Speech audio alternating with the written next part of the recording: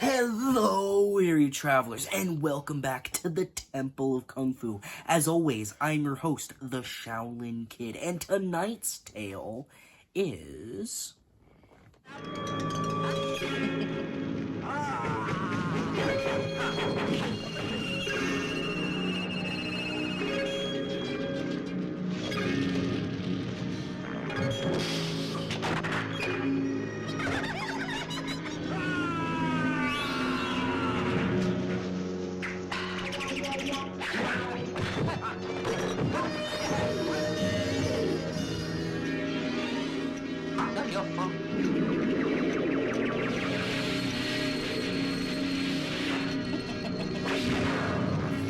is Shaolin Drunkard, also known as The Miracle Fighters 2, which, for the record, it is not a story sequel to Miracle Fighters 1. It is actually like a thematic sequel, so it has like similar themes, but not the same characters.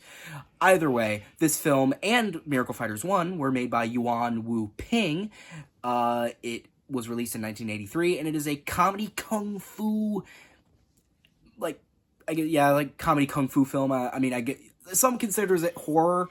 I don't think it's horror. I mean, it has like some spooky things, like dark magic stuff in there, but I wouldn't call it horror. But obviously, if you are not familiar with Yuen Wu Ping, you probably are, because if you've ever heard of The Matrix, he did the fight choreography for The Matrix, which I'm sure if you're a fan of movies, you've watched or heard of The Matrix. And obviously, this is one of his older films, a solid nearly 20 years before he worked on The Matrix. However, I do think this film was quite solid, and while I did have a couple, like, small problems with it, I think overall it was a fun time, and I very much enjoyed it. I think the comedy could either be really funny or just kind of miss the mark, right? But I think when it was funny, it was quite funny. I think probably my favorite line in the movie was the two main characters, the drunkard, the Shaolin drunkard, the titular character, and the actual main character. He's more of a side character. And the main character, they were like trying to capture this evil minion that was a minion of the evil magician, right? And you're trying to capture him, so they were like disguising each other as, I think, children in weird like masks, but they were like using illusions and trickery, right? But I think there were certain shots where you could tell it was actually like children in a costume, and when it was just them in the illusion. However, that's not important. So essentially what happened is the main guy, he took his mask off and like put it over the minion to like beat him up, but the drunkard, he saw that, but it was dark, so he couldn't see that it was him beating up the minion because he had the mask on. So he thought the minion was him, so that he tackled him and he started beating him up, right? And then the guy got away. And when he's like, he took the mask off, and usually in a scene like this, they'll like act surprised or whatever, and that's the comedy. But the comedy was, he literally, with a straight face, just immediately said, he took a drink from his jug and he said, "How come it's you?" That was just a good line. I enjoyed that bit. I thought that was funny. But there are some other lines like that I will not name here because that was probably my favorite one. However, I will say this film was also very kind of like slapstick cartoony. It was very kind of, yeah, like slapstick, right? So they would like,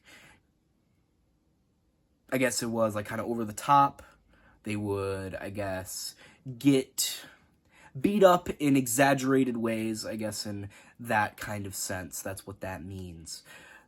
And, well, I think actually, though, what's surprising to me is that although this film is basically just a full-on comedy, right? And while I do think the kung fu action is good, and I do think there are some inventive and unique fights in here, I do think the film is like a comedy first. There is some, like, really, like, gnarly gore effects in this, and it's like it's not, but some of these scenes border on like full-on body horror because it's like so gross and disgusting, which I love. Body horror, it's probably one of my favorite horror genres because it genuinely like gets under my skin. It's probably one of the few horror things that genuinely like, gross me out. Like, you get it. So, like, but there's, like, 2 different really gnarly, like, gore scenes in this. And it's, like... So, the first scene, there's, like, this guy with a tumor on his back. Like, a huge, like, pussy tumor. And originally, there was, like, this snake oil salesman that was going to scam him out of $100, which was just the English translation of probably what was $100 in their currency. However, he said $100, but then the main guy, he's like, he beat up the other, like, snake oil salesman merchant guy, and he's like, I'll just do it for free. And then he burns his back and sticks a fucking needle into his back, and it's just really gross. And it just looks really, it's just, so when he burns it, like, it gets charred, and it's really detailed. Like, it's really detailed gore, and it looks really good, but it's just very, very gross. Which I guess was the point, right? But then there's the second scene, the second gross scene, where there's, like, this, like, I guess the love interest girl, who's throughout the film, and she gets, like, a poisonous thing on her face from a giant evil man-eating toad. Don't ask. He's actually a really cool part of the movie. Like, the costume is really cool. But either way, she gets it on her face, and the drunkard guy is doing surgery, I guess, like, magic surgery on her face. And, like, there's, like, this poisonous, like, creature, I guess, because it's, like, moving up and down her body, and he needs to, like, trace it and, like, stab it before it reaches her heart. And it just looks so weird, and then, obviously, her face, he, like, picks at her face with a needle, like, her pussed up face, and it is also very gross.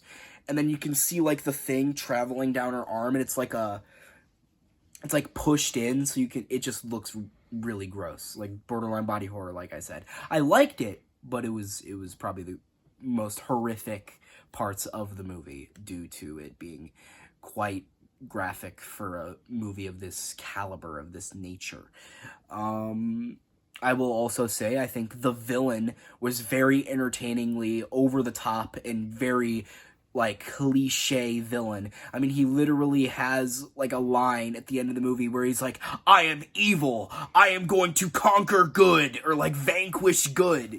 Like, maybe that's paraphrasing, but he literally just said, I'm evil, I will destroy good things, right? The most, like, fucking, that's, like, cliche of cliche. Like, you can't get any more cliche than the bad guy just straight up saying, I'm bad, I hate good things, is essentially what he was saying. And I also think it's funny how there's, like a trend with, if you're super evil in this movie, you got sharp teeth. Because the toad, he's an evil, like, demonic toad that he controls with a flute. And it has really sharp teeth. I thought it was an alligator at first because of how fucking, like, it kind of had a weird shaped mouth and head. But, yeah, it has really sharp teeth. But then the bad guy, who's super evil, like, half demon, I guess, he has, like, tusks. Like he looks like an orc, kind of. He's got, like, orc tusks in his bottom teeth. So, of course, obviously, in this world, if you're super evil, you grow sharp teeth. Which is, it's probably not that important, but, I mean, if you want to have style points, and you want to bite off people's ears, or, I think he was trying to, like, suck the main character's blood with his tusks, because he was, like, trying to get powerful, so I guess virgin blood made him powerful because he's a demon, right? So he needs pure blood to get power. So that makes sense. But I also feel like there were some jokes for me that just felt a little odd. Like, there was this one joke, I think it was supposed to be I think it was a joke, but it didn't really land for me. It just kind of felt weird, where essentially there was this scene where the drunkard, before he did surgery on the girl to fix her face, he needed her to pass out, so he needed to scare her. So by scaring her, he said he was going to rape her, and he chased her around the room until she passed out. And it wasn't that funny, and it kind of went on for a little too long, and I'm like, it's just kind of weird. I wasn't a huge fan of that. But the funny thing is, there kind of was like a funnier like rape joke earlier in the thing where he lost his pants earlier in the film, and the girl was chasing him, and she grabbed him, and he screamed rape, and these two guards came in, and she had kind of like positioned him to where it looked like he was grabbing her, and they're like, he wasn't kidding, right? And it was like, that was kind of funny, right? And it's not like he was actually trying to do it. Like, the whole joke was that it was a misunderstanding. But in that, the whole joke was he was just pretend trying to rape her, and it was just kind of weird, right? It wasn't kind of weird, it was just weird. It wasn't that funny, and it was just weird. But most of the jokes aren't like that. They're usually just goofy.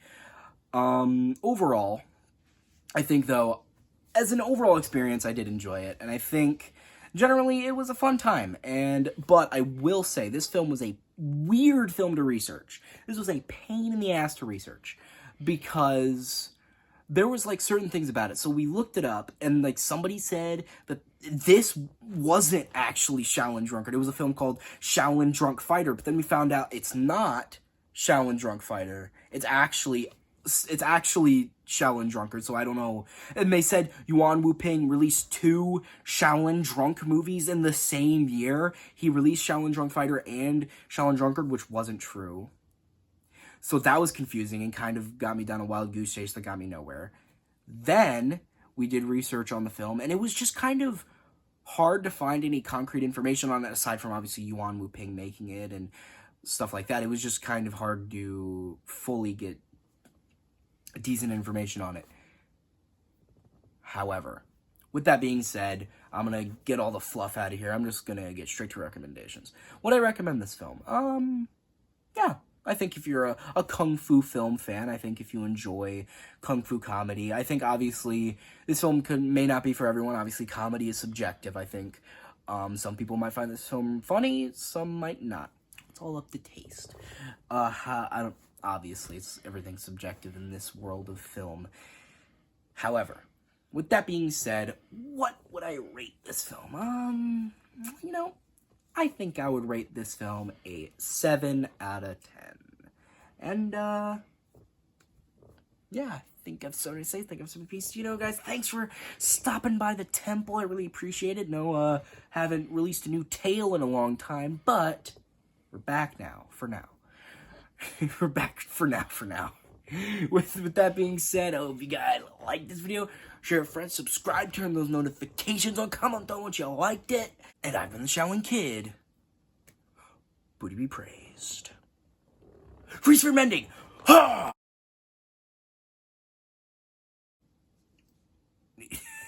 I need like so there's like, and the freeze for mending in this movie was like the villain got caught in a hamster ball and he was rolling out of the house that they were fighting in, and they were like, oh shit, and they jumped at the hamster ball to stop him, and like mid-jump the freeze frame ending and it ended.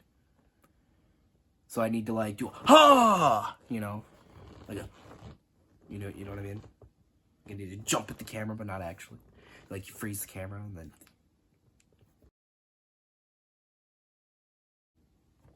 See you next time.